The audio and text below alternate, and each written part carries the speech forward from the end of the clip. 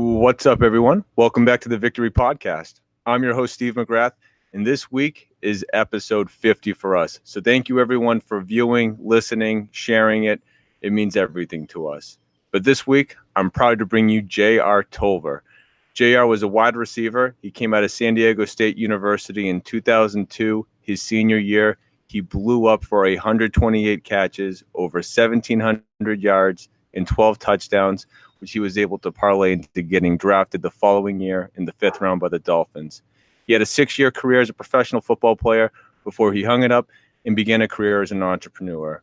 And JR took the time to break down what that journey was like and talk about what he's doing now. But before we get into that, I need to remind you all that we are brought to you by Team Builder. Team Builder provides strength and conditioning software to more than 500 high school football programs nationwide, as well as the NFL. So whether you write your own programs, have a full-time strength coach, or need training programs, Team Builder can make your weight room more efficient, more accountable, and smarter when it comes to measuring your team's progress. And right now, Team Builder is offering a free 10-week spread offense tempo training program when you start a 14-day free trial at teambuilder.com and you use the promo code VIQTORY, vIQtory. So without any further ado, here's our conversation with J.R. Tolver.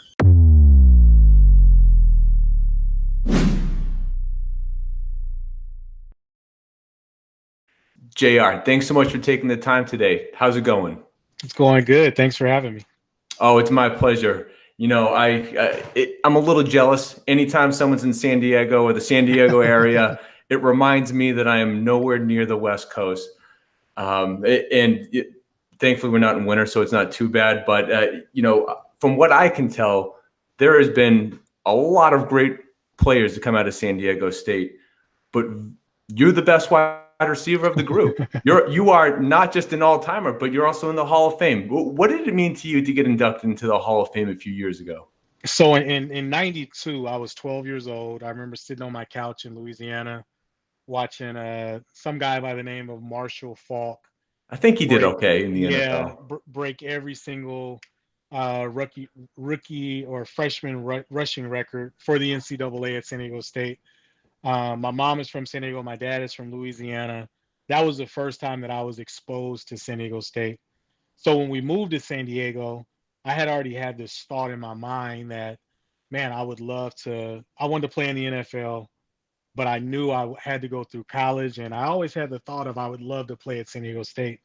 So being as a kid growing up in San Diego, watching Will Blackwell, Oz Hakeem, George Jones, Cal Turley, growing up watching Webster Slaughter, I just realized that there was a crazy history there, and I wanted to be a part of it. And so when I accepted my scholarship to San Diego State, I had a buddy by the name of Shane Walton who accepted a scholarship to the University of Notre Dame. And he and I used to work together in the off season every year. He was a corner, I was a receiver. We had some great battles. And I remember being on the field telling him, you know what, Shane, I think I want to leave here being the all-time leading receiver at San Diego State. This was between my freshman and sophomore year. And he was like, listen, don't say it unless you're really trying to do it. And ever since then, man, I say, you know what, I grew up watching and idolizing all these guys that wore the red and black. I want my name to be mentioned amongst them, and caught a couple of breaks, stayed healthy. And there you have it. And I'm going to butcher this, but I've heard something before, watch your thoughts because your thoughts become words, your words become actions, your actions become reality. So the second you took that step, you had to put your money where your mouth is. And sure enough, you delivered. And, before I can even get into what your senior year was at San Diego State, which was just mind boggling. What exactly was your road there? Because you mentioned that you were growing up in the San Diego area. Yeah. And from what I could see, you were a dual threat quarterback. So you were obviously really athletic. You're also a basketball player. So how does that road, ultimately come together for you to go there? And, why wide receiver? What was that transition like? Yeah, it's a great question. So I played in an era where if you were an athletic quarterback, again, I'm 6'1", 6'2" on a good day, depending on who you're asking. I graduated high school at 185, 190 pounds. But I went, my senior year, I ran for a couple of thousand, or ran for 1,000, threw for a couple of thousand. So yeah, definitely able to get the ball in the end zone multiple ways.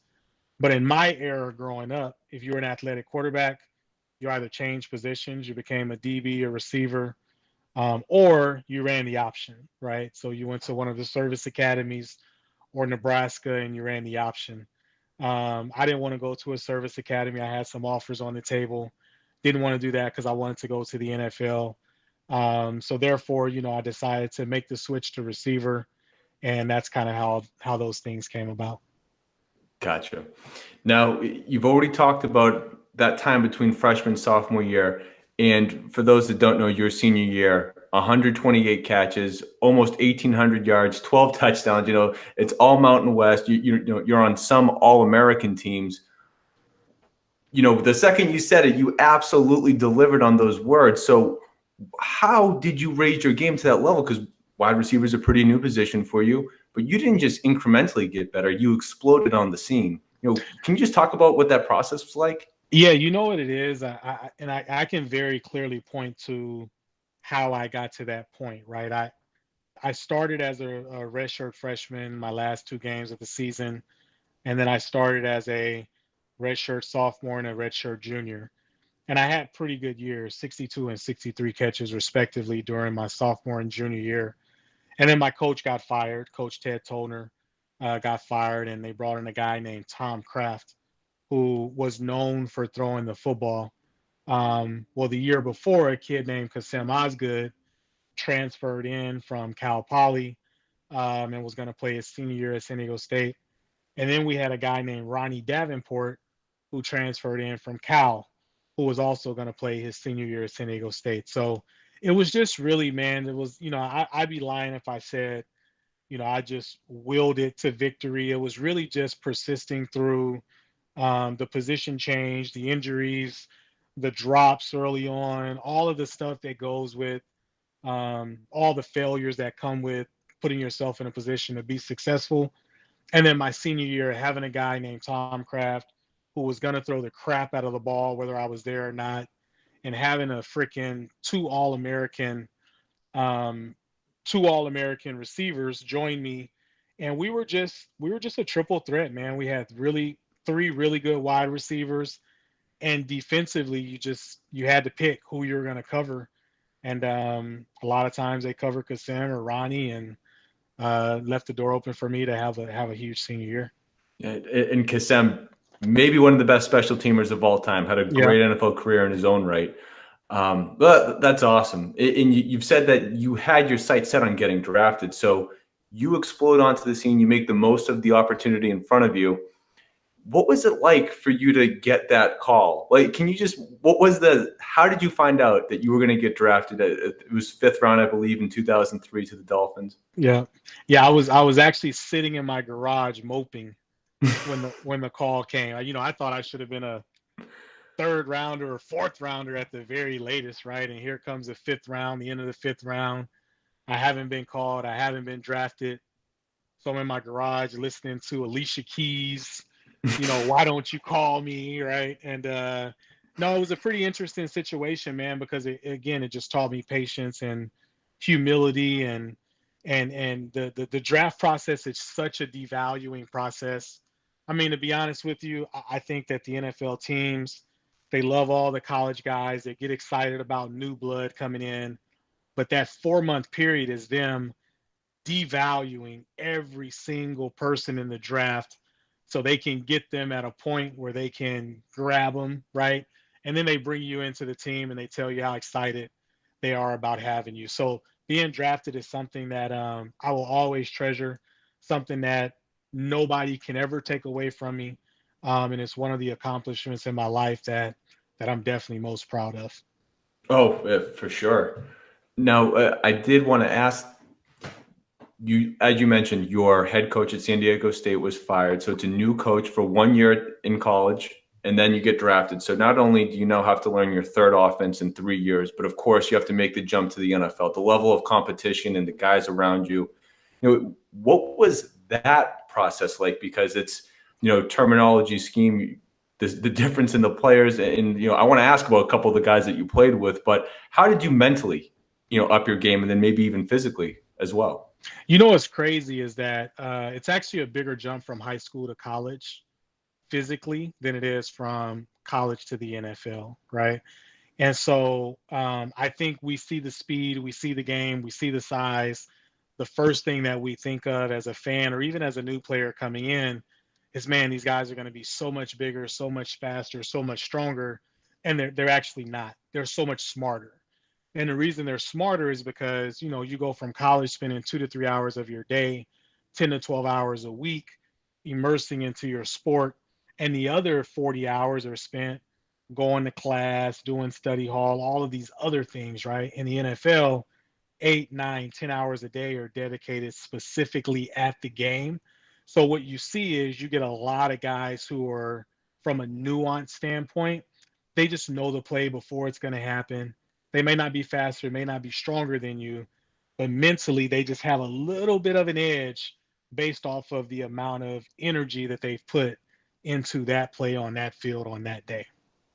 So the emphasis is on professional. These are professionals putting all their time and energy into one thing. Yep. So that being said, did you find it mentally taxing to try to get to that level? If now that's where the competitive edge is, how did you, get your, maybe was it just easy for you to pick up the offense? I don't know much about, what Dave Wannstedt was running at the time. Yeah. Yeah. The offense was, I went from a pro style offense my first 4 years with Coach Tolner to a pro style offense in the NFL with Coach North Turner. So terminology wise, it was pretty consistent with what I was used to. I had the 1 year as a senior where the terminology was a little bit different.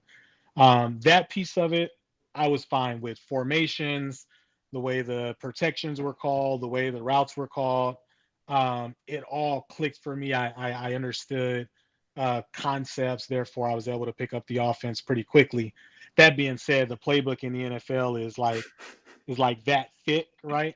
So you got to be able to kind of like, you can't just memorize everything. Some of it you got to go through trial by error, right? You're on the field. You thought you were supposed to run this route. Oh, no, I was supposed to run that route. That kind of comes with repetition.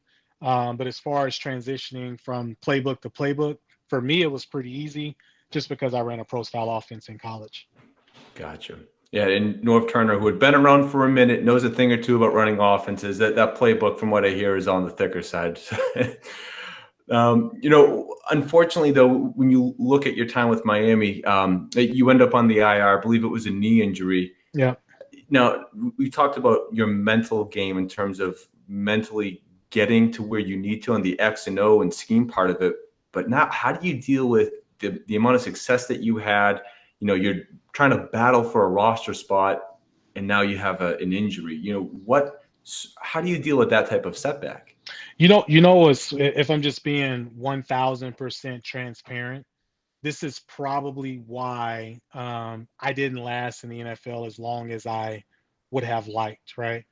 The fact of the matter is, LeBron James says it best. You got to keep the main thing the main thing. So if you're an NFL player, NBA player, any professional player, 95% of your time should be spent on staying in the NFL or staying in the NBA.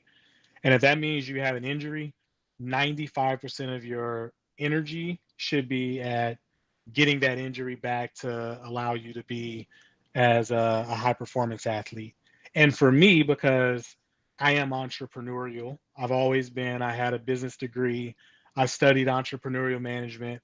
I bought into the, hey, NFL stands for not for long. Don't find yourself in a bad spot by only focusing on the NFL. So when I got my first injury, I started straying a little bit, right? I started cheating on the main chick, which was the NFL. I started looking at businesses. I started buying real estate. I started doing all of these things thinking that I was setting myself for for off the field success, when really what I was doing was creating an on the field distraction, right? So that's kind of my tidbit now. If I look back and I say, if I know now what I knew then, I would have made sure that I had a system in place to not ignore all of the off the field opportunities that I have, but to make sure my personal energy was dedicated and dictated towards staying on the field and then putting a better team in place off the field to focus on the things off the field so that those things could have collided a little bit better. Wow. That's awesome. That's great insight. I mean, to be able to sort of step back too and try to objectively look at it, is really neat. But before I move off of the Dolphins tangent that I'm on here, I did want to lastly ask, because you played with some real great talent in the Miami teams. I mean, off the top of my head, it's Ricky Williams, Chris Chambers, Randy McMichael. I mean, that offense had some firepower, but there was one guy in particular, Junior Seau. Now, if you're from San Diego, that's where you are. I'm sure you knew who he was growing up. What was it like to play with him? I mean, everyone has a Junior Seau story. I feel like, hey, buddy is the most common thing that I've heard. But do you have anything in particular that stood out with really any of those guys? Yeah, man, I'm getting goosebumps even thinking about it. So, to your point, I grew up watching Junior. Everybody in San Diego loved Junior. And to get the opportunity to share a locker room, to share a field, to share an airplane, to share a night out on the town with Junior, is something that I'll always treasure. And I remember the first day, my first rookie mini camp. I went to Miami. I got in late, coming from the West Coast to the East Coast, missed all the meetings, right? Um, get up the next day, do our meetings in the morning, get out on the field, had a great day, right? Making one-handed catches and the whole nine. Just had a really good first day. So we come in, do our meetings, second practice, man, have another just really solid practice. And then so the second day of rookie minicamp is a two-a-day as well. Um, and I remember I'm already sore. I'm stretching on the field a little bit early. And Junior Seau is kitty corner on the opposite field. And I hear this JR. And I'm like turning and looking, not knowing who's calling me. JR. I look again, and it's Junior way on the other field. And he gives me one of these, right? Man, I didn't even know he knew my name. I dropped my helmet and I'm literally like in a full blown sprint over there. And I get there and I said, yes, sir, Mr. Seau is what I said. And he was like, hey, it's like, you're doing a good job. Keep it up. You're gonna make this team. And that was all I needed. That was all I needed to know, that I was good enough to play in the NFL. And that's the story from Junior that I will take to the grave with me. I tell that story often because that's the type of person Junior was. He was the life of the party. He had this infectious personality, but he had this very like sincere way of inspiring and motivating any and everybody around him. So I'll take that story to my grave, man. I tell people all the time, the reason I made the team as a rookie in Miami was because Junior Seau took the 10 seconds it took to tell me that I was doing a good job and that I was good enough to play in the National Football League. That is the coolest. I can't believe that I can't end the podcast there. There's no real way to follow that.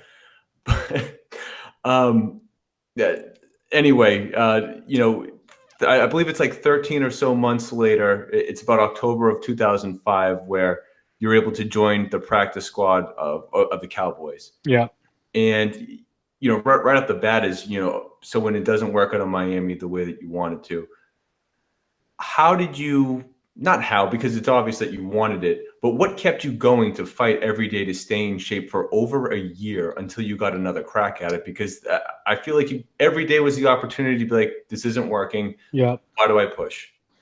You know what it was, man. So I have a football coach by the name of Chris Thompson. He was, if Junior was the reason that I made the team in the National Football League, Coach Thompson was the reason that I got there in the first place.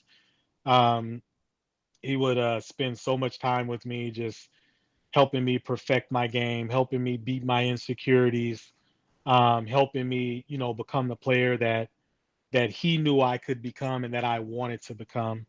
And so it was fitting that, when I got released, I spent my time back in Mira Mesa coaching high school football with Coach Thompson, and that was the way I kept energized. I came back to a high school that had given so much to me. I was now in a position to impart that knowledge back onto some younger guys. But more importantly, what it did for me was it was phenomenal. It kept me motivated, it kept me inspired, it kept me passionate about the game, and it allowed me a platform to go in and seamlessly, work out, stay in shape, stay committed, all while giving back and serving a community that needed me. So that's what it was. I spent a year at home coaching and teaching high school football, giving back to the community that gave so much to me. And lo and behold, when Bill Parcells and Todd Haley gave me an opportunity to join the Dallas Cowboys, I was in the best shape that I've ever been mentally. I was in a phenomenal place, and it all worked out. Yeah. And you mentioned Todd Haley. Now, I didn't know that. I had to look back at the 2005 Cowboys for me to wrap my head around this. It's not just Bill Parcells, who's, of course, an all-time great head coach, but the assistants are Todd Haley, Yep. Todd Bowles, Yep. Anthony Lynn, Mike Yep. Zimmer, Tony Sperano. Sean Payton. Was Sean Payton on there too? Yep. That is ridiculous. I mean, there's stories about the Parcells coaching tree, but most people think about Belichick in the 80s. 2005, there are so many future head coaches on that roster. It is insane. Yeah. And Coach Parcells, outside of Coach Thompson, was the only coach that had been coached by that I felt like knew everything about everybody all the time, right? And one there was an issue. It was actually Tony Sperano and Mark Colombo. We were in we weren't even in full pads. We were just practicing, and Bill is way on the other side of the field, and we run a play, and Bill blows the whistle from the other side of the field, and he walks up in and he asked Mark. He said, "Mark, what was the call there?"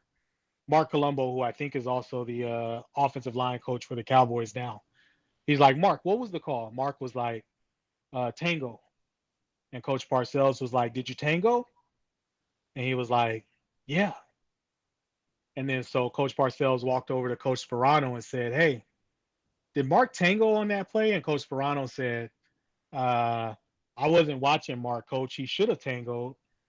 And Coach Parcells said, "Mark, you didn't tango. Run it again." Right?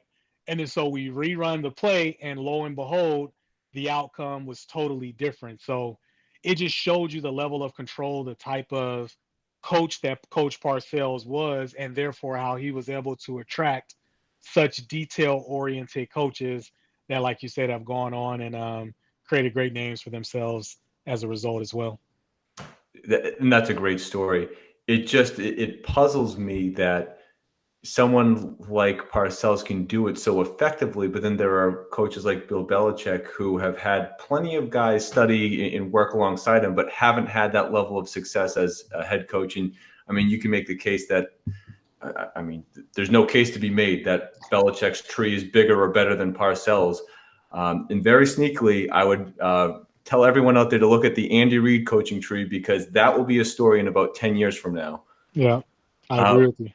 Now, and just lastly, before we move off this, now Drew Bledsoe is the quarterback, Terry Glenn, Keyshawn are the other wide receivers. When you look at the guys that you played with in the NFL, did you see a common trait amongst the best players or even the better coaches outside of just the detail-orientated, type of approach that we just talked about that made them, better than their peers? Yeah, I mean, again, the NFL is a size, speed, and strength league, right? So, um, more times than not, if you have a phenomenal player, he's either faster than everybody, he's stronger, or he's bigger, right? And so there's really no secret to it. I think the margin of error between, the first guy on the 53 man and the 53rd guy, I think it's very thin, to be perfectly honest with you. Everybody wants to be there. They know what's in stake of them. If they gotten that far, it's because they have some sort of level of discipline, tenacity, grit, all of those intrinsic things that allow you to rise above your competition. But yeah, I mean, Terry Glenn was fast. That dude could run. And Keyshawn Johnson was big. He had the biggest hands that I've ever seen. He caught the ball effortlessly as anybody as I've ever known. Terrell Owens, same thing, was just a big, fast freak of nature. So yeah, that would be the thing that I say separates people is they're either way bigger, way faster, or way stronger than the other 52 guys on the team. There you go. Just freaks of nature. All right. Well, the last question I had for you specifically about your playing career is, I believe you had a brief stint in the Arena League, as well as the CFL. And did you just have any sort of takeaways about those different organizations? I mean, it's more or less football. That Arena is maybe much more different than the CFL is to the NFL. But did you take away anything from those experiences that maybe you weren't expecting, whether it be positive or negative? Yeah, I did. The media hype with playing in the NFL, it's real. Guys in the NFL can play, but guys in the CFL, guys in the AFL, they can play as well. And I think that one of the things that I thought going from the NFL to the CFL was I'm automatically better just because I was in the NFL and these guys weren't. But man, I played with some great guys, and I'll give you an example. Brandon Browner was on my team when I played for the Calgary Stampeders, Oh, wow. and he just didn't have an opportunity. Right, he came out of school early. He made some mistakes early on as a off the field, and ended up in the CFL. But the all pro player that you saw on an NFL team playing with the Seattle Seahawks and the Legion of Boom and playing down in New Orleans was the exact same guy that was playing football for the Calgary Stampeders. So that was the thing that I took away. Just because guys aren't in the NFL does not mean they can play, does not mean that they're not better. Just means that maybe they didn't have the same opportunity as the guys that are already there. Sure. That makes sense. And now I want to get to, what I find to be the most interesting part of every person that I've been lucky enough to have on this podcast, and that is life after football. Everyone at some point has to hang it up. What was that decision like for you that you were no longer going to put that 95% of your effort into being an athlete? And then after that decision, what next? We talked about entrepreneurship, but how did you figure out what exactly to do next? That's a great question, man. So, I had a 6-year career, right? 4 years in the NFL, one in Canada, one in the AFL. So for me, I think I had something that most people didn't have, which was my career started dictating that it was time to make a move, right? So the last year that I played in the NFL or the AFL imploded. So I couldn't go back to the AFL because it was no longer, no more. Um, and it was just time. It was time for me to move on. I started a business. I was reading Entrepreneur magazine. I was always attracted to good business models, and something I read in Entrepreneur magazine had recurring income and recession proof. And I was like, boop, that's where I want to be, right? So I started a business in waste and recycling consulting. Did that for a couple of years, and concurrently became the athletic director and head football coach at a small private school in Newport Beach. And ultimately, the entrepreneur in me exceeded, the high school football coach in me. So I eventually peeled off into full-time entrepreneurship and opened up a State Farm insurance agency right in the neighborhood that I grew up in about 2 years ago. And I have a very clear vision as how I want to use my business to impact my community, and I'm very happy where I am right now, doing what I'm doing. That's so awesome. I mean, the number one thing is being happy with where you are and what you're doing. And for those that are going to be listening to this and not viewing it on YouTube, I need to talk about your shirt for a second. It is. I want to see if I can read this off here: athlete, entrepreneur, influencer, ambassador, innovator, student, investor, CEO, role model, human. And I suppose it's in that order for a reason. Yeah, I bought this shirt from Amobi, who's a guy who the professional soccer player started a movement called the Frugal Athlete, And I just thought it spoke well to me and my story and my journey. Obviously wanted to support Amobi as well. So I purchased the shirt, man, and it's something that I wear with pride, something that is definitely a conversation starter and a conversation that I'm willing to engage in all day, every day. That's awesome. And I love that student's in there, because if you're ever going to really get anywhere in life, you have to be a perpetual student. Absolutely. And if you're an entrepreneur, you know that I'm preaching to the choir. So, you did choose to ultimately go the State Farm route, not at first, but, that's something that you did decide to ultimately pursue. And as in terms of it being recession proof, I think it probably checks that box. Everyone's always going to need that. But, outside of being in a position to have a business that positively affects your community and, give you the means to do it outside of your business, I also saw that you write on LinkedIn. And, is there anything that you're doing to not use your celebrity? Because you're also, of course, a sports analyst, and you do pre and post game for San Diego State, as you should be. But writing on LinkedIn and putting out positive messages, like the Dear Athlete Entrepreneurs article that you wrote a couple of years ago, I think that that's so big.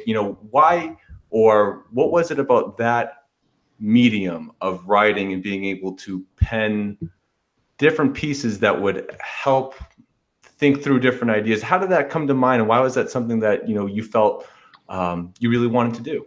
Yeah, it's therapeutic, right? I think sometimes as an athlete, an elite athlete or an entrepreneur, a lot of times you find yourself on an island, right? You're thinking about all the things that can be, and you live in a world of people telling you what it is right now, and what it can't be, right? So, for me, the ability to take my thoughts and put them on paper or put them in a video, number one, it's very therapeutic for me. Number two, again, um,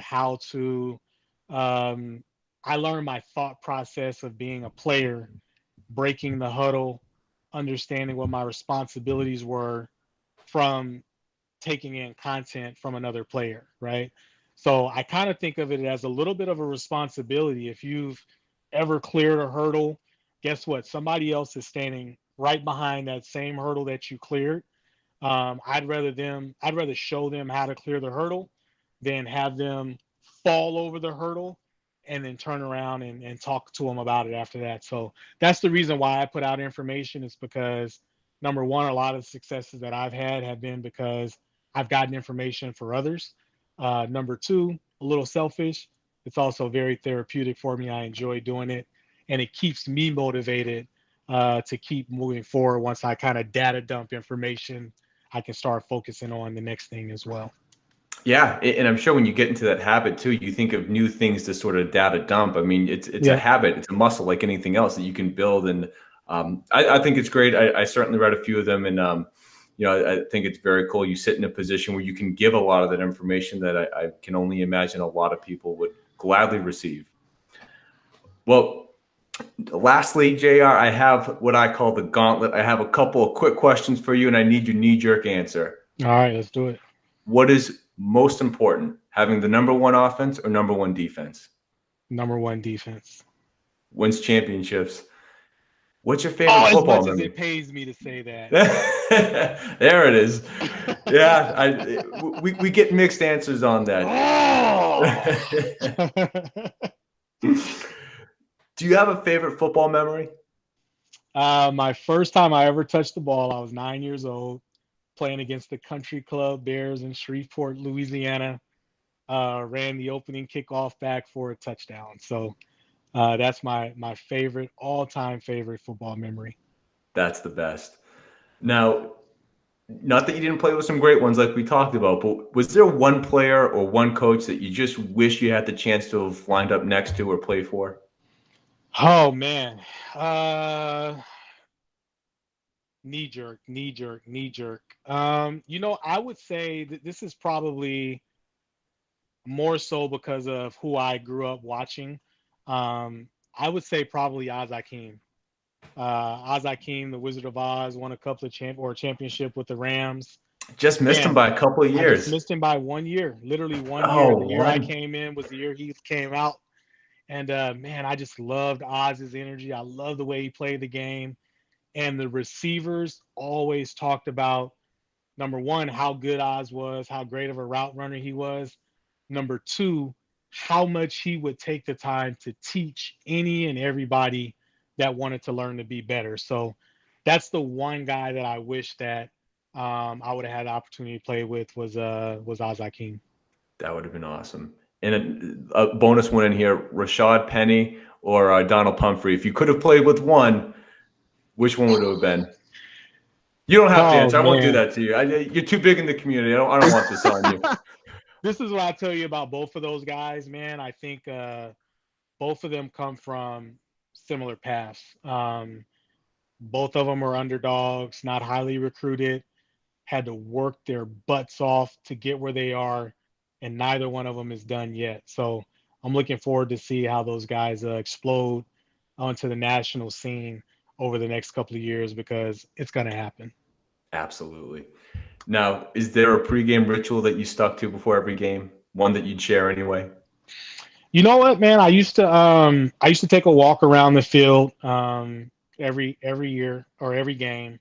I take a full walk around the field. I'd have my headphones on, but I have no music playing. And then I would walk to the center of the field. I'd kneel down. I'd say a prayer to God, thanking Him for allowing me to be there, asking Him to protect me over injury, and just being gracious, man, gracious for the opportunity to play in front of 65, 70, 80,000 people. And that always centered me, because I think the NFL is, if you're not grateful for the opportunity that you have, you're missing the boat. And, there's a lot of hard about it. There's a lot of politics. There's a lot of not good stuff about being in the NFL. But starting with that idea of just being grateful for the opportunity to perform was always my pregame ritual, not only in the NFL, but in college and high school as well. That's great. That's really great. And last one here. What's most important in winning? Is it the players or is it the scheme? It's the players. They say Jimmys and Joes greater than X's and O's, right? So I've seen there's a coach out here, Ron Gladnick, who does a really good job of putting the players that he has in a scheme that allows them to win over and over again. But I 100% believe it starts with the players. Awesome. Couldn't agree more. Now, lastly, is there any closing thought, any last piece of advice, anything that you want to end this on in particular? Yeah, I hear a lot of stuff about, Gary V and some of the other influencers out there, the content that they put out.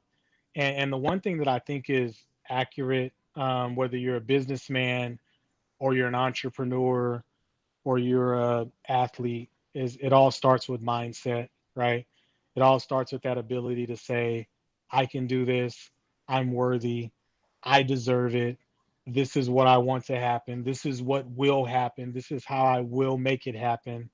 And then to go from there, right? So if anybody out there is thinking, about jumping in entrepreneurship or wanting to be a professional athlete, or is a professional athlete that's holding on tight to stay in the league or get to that second contract, um, exercise your mind just as much, if not even more, than you exercise your body, because that's the one thing that we tend to neglect, but it's the one pressure point, the one leverage point that will 100% move the needle from where you are to where you want to be. I love it. I love that piece of advice.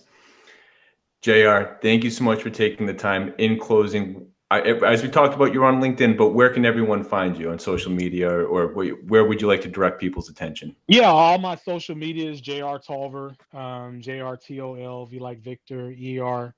I'm on Twitter, I'm on LinkedIn, I'm on Instagram, I'm in all the usual places.